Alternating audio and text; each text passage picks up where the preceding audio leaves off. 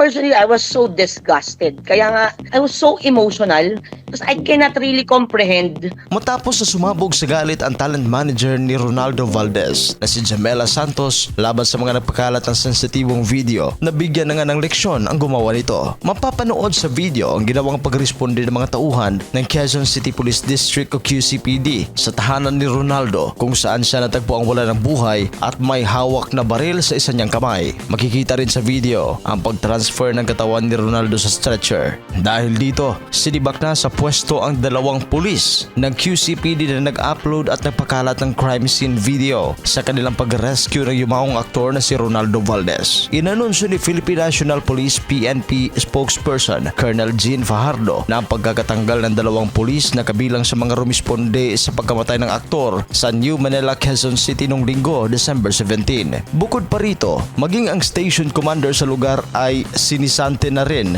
dahil sa prinsipyo ng command responsibility dahil na rin sa dalawa niyang tauhan na nagkalat ng video. Samantala, hindi naman pinangalanan ng PNP ang mga pulis na sinibak nila sa pwesto. Ayon pa kay Fajardo, inimbestigahan na ng mga pulis kung posible silang kasuhan ng anti-cybercrime law dahil sa kawalan ng respeto kay Ronaldo at sa pamilyang naiwan ng mayapang aktor. Narito naman ating pakinggan ang bahagi ng interview kasama ang QCPD Chief na si Police Brigadier General Red Maranan.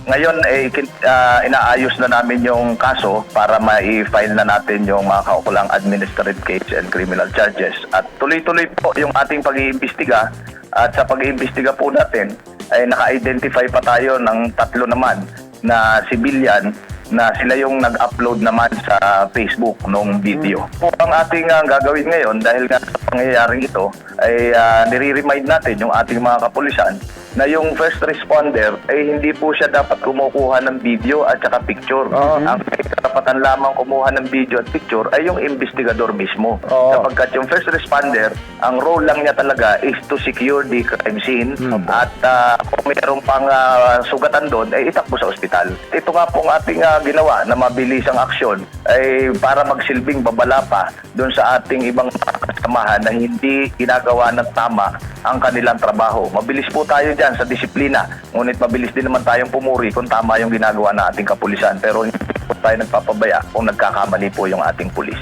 Matatandang namatay si Valdez o James Ronald Dulaca Gibbs sa tunay na buhay nitong Linggo sa edad na 76. Ayon naman sa QCPD, patuloy pa ang kanilang investigasyon hinggil sa dahilan ng tunay na pagkamatay ng aktor. Para sa inyong reaksyon, please comment down below sa mga hindi pa nakapag-subscribe. Huwag kalimutan mag-subscribe sa Showbiz Caster. Maraming salamat po.